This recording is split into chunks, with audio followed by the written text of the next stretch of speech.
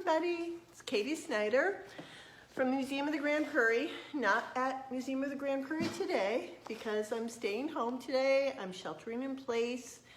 I'm doing it for my friends and my family, and of course I'm doing it for you, as I know you're doing it, staying home for all of us. And speaking of staying home, I noticed that a lot of people have been celebrating in different ways in the last couple of days. I've seen people do birthday parties that are just with their families on social media, or I've seen people drive by and do little parades and wave at people whose birthday it is. I've also seen a lot of Passover Seders being celebrated in ways like Zoom, where people are with just their immediate family, but then maybe they're Zooming in with some friends and family. And that made me think about how people throughout history have tried to do things and sometimes had to do them a little differently than maybe they imagined. And that made me think about this woman, Ruth Bader Ginsburg. And Ruth Bader Ginsburg is a woman who's still alive today.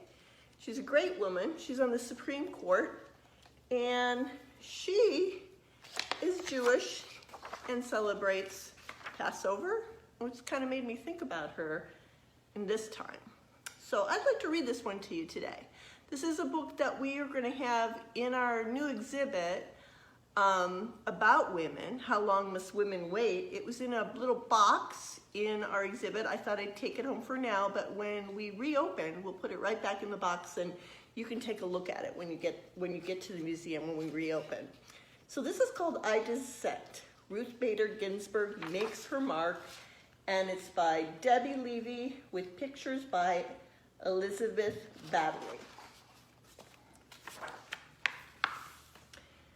You could say that Ruth Bader Ginsburg's life has been one disagreement after another.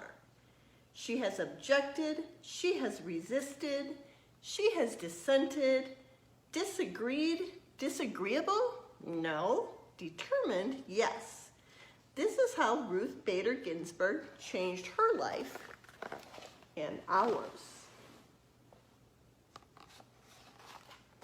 I'm going to go up close with the pictures today so you can see them.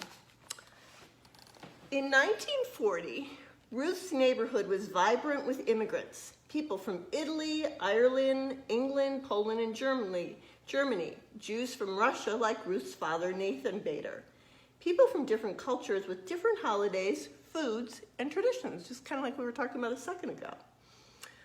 But in all these families in Brooklyn, New York, and in families everywhere, one thing was the same. Boys were expected to grow up, go out in the world, and do big things. Girls were expected to find husbands. Ruth's mother disagreed. See that? So Ruth might have gotten some of her ideas from her mom, right? Celia Amster Bader thought girls should also have the chance to make their mark on the world. So she took Ruth to the library. I bet a lot of you guys like to go to the library, don't you? And right now, even though we can't go to the library, we can look at the things online at the library, can't we? On shelves were stories of girls and women who did big things. Ruth read about Nancy Drew, girl detective. She discovered Amelia Earhart, daring aviator. She learned of Athena, goddess of Greek myths. Here were independent girls and women taking charge. Ruth read her way into the world. Around her, the sweet scent of books blended with savory aromas from the Chinese restaurant downstairs. Delicious. A girl could be anything.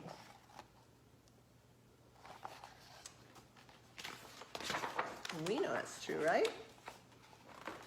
Sometimes Ruth and her parents took car trips out of the crowded city.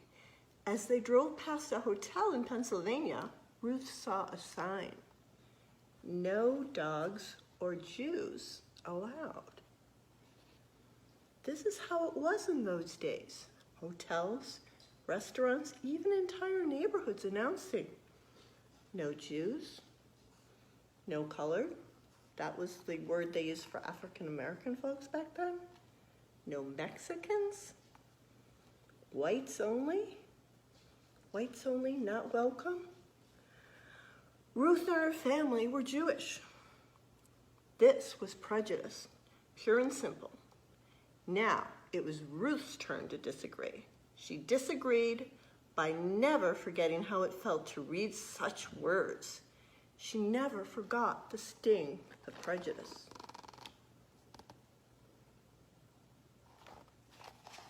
Who could forget something like that? In elementary school, Ruth was excellent in some classes and less excellent in others. Her favorites were English, history, and gym. In those, she did well. But then there was handwriting. Ruth was left-handed. Back then, teachers thought left-handers should try to write with their right hands. Yikes. Ruth's right-handed penmanship was so bad, she earned a D on her penmanship test. She cried. Then she protested. Ruth protested by writing with her left hand from that day forward. And it turned out she had quite nice handwriting. It's silly, isn't it?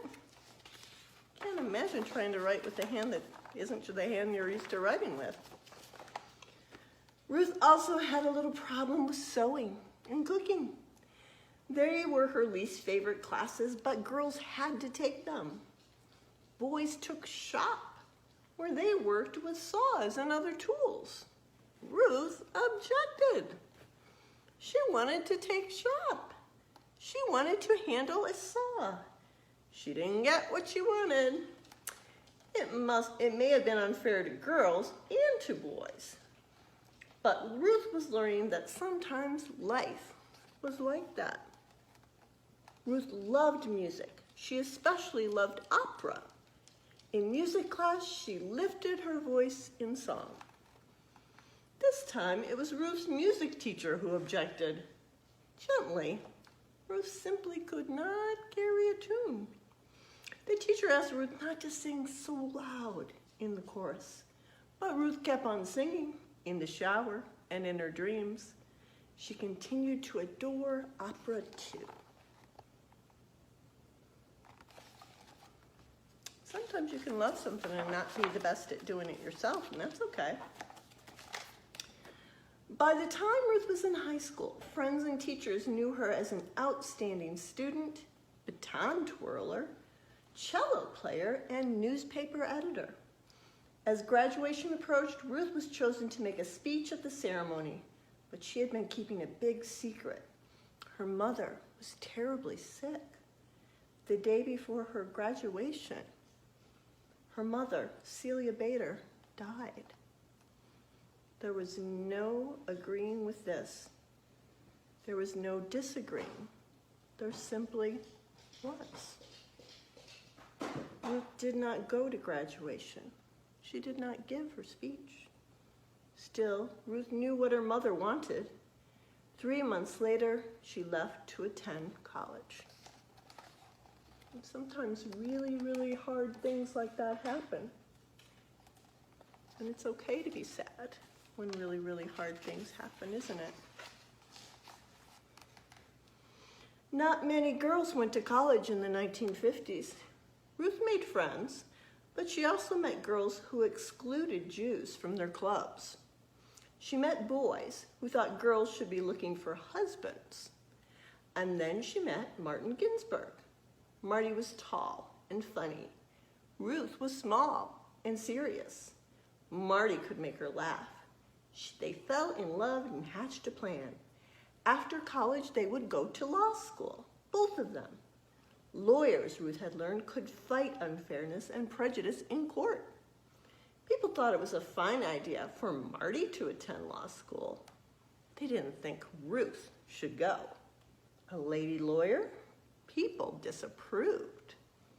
Ruth disapproved right back, and so did Marty. They got married, they went to law school, and then they had a baby named Jane.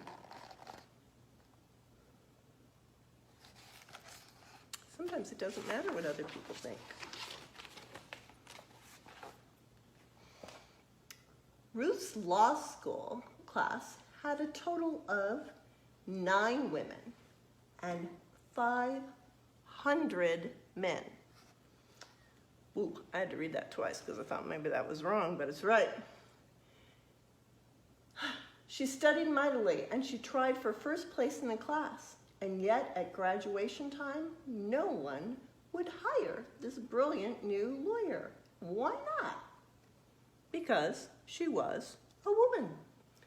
Men didn't want to work with a woman. She was a mother.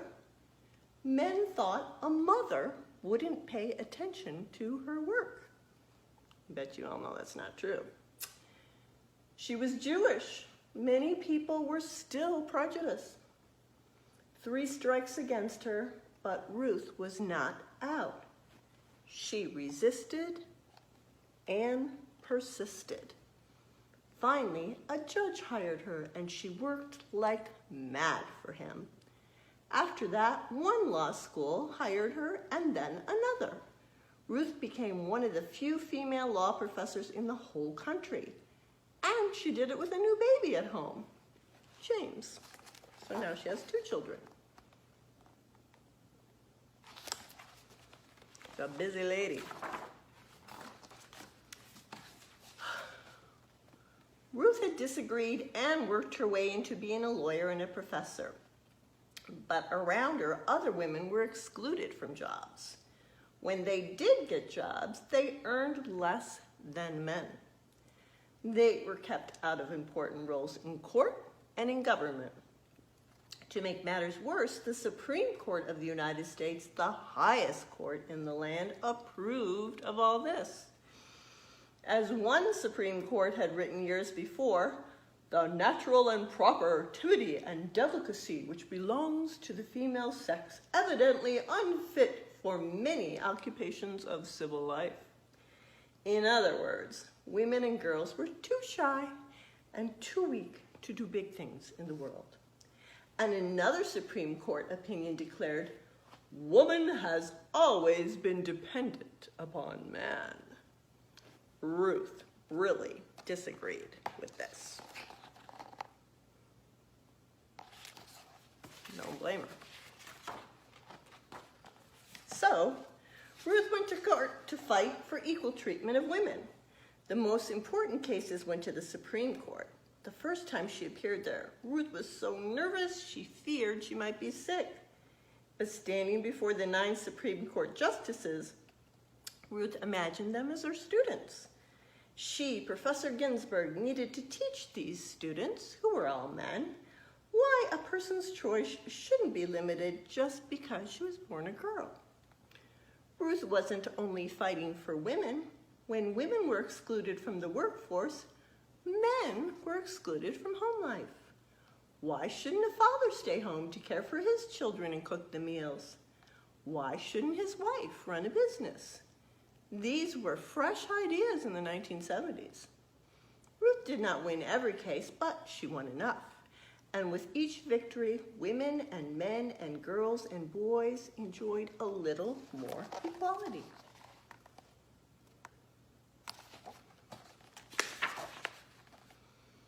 Sometimes Ruth and Marty's children received confused looks when they said that their mother argued cases in the Supreme Court and their father made the family's dinners. People found this strange. Ruth, Marty, James, and James did not concur. They kept on being the type of family that they wanted to be. And dinners at the Ginsburg home were delicious. Marty was a successful lawyer, but also a marvelous chef who had mastered the art of French cooking. Ruth, her family knew, had mastered the art of a burnt pot roast. So she was good at some things, wasn't she? But cooking wasn't one of those things. Ruth became well known as a lawyer, so well known that President Jimmy Carter chose her to be a judge in Washington, D.C. Then Ruth became known as a first-rate judge, and President Bill Clinton asked her to be a justice on the Supreme Court. Ah, Frankie, hush. Along with the 8 other Supreme Court justices, Frank, come here, bud. Her job would be to decide the most significant cases and answer the most difficult legal questions in the United States. Ruth agreed. In 1993, Ruth Bader Ginsburg became the first Jewish woman on the nation's highest court. Pretty cool. If you hear a roof, roof, roof, Frank's right here. In each case, the Supreme Court considers, after hearing from lawyers who argue for each side, the 9 justices take a vote. The side that gets the most vote wins the case. The justices who agree write an opinion to explain the court's ruling. When Justice Ginsburg votes with the winning side, she wears a special lace collar over her robe. But many times, when the Supreme Court announces the decision, Judge Ginsburg disagrees. I dissent, she says, and she writes her own opinion, explaining why. Plus, she wears a different collar just for dissenting. So this is her agreeing collar, and this is her dissenting or disagreeing collar. Maybe we all need those kind of collars, huh? I dissent. Justice Ginsburg said when the court wouldn't help women or African Americans or immigrants who had been treated unfairly at work. I dissent when the court rejected a law to protect the right of all citizens to vote, no matter their skin color. I dissent when the court said no schools that offered African Americans, when the court said no to schools that offered African Americans a better chance to get to college. Gotta read that right, because that's important, isn't it? Justice Ginsburg can be very convincing. In one dissent, she explained why the court was wrong to rule against women workers who were fighting to get paid the same as men. Congress and the president agreed with her, and they passed a law to undo the court's ruling. So sometimes when she disagrees, she can change people's mind. Because that's what lawyers and judges do, right? They try to convince us of their case. Justice Ginsburg has disagreed most often with the legal views of Justice Antonin Scalia. But they didn't just complain. I dissent. No, I dissent.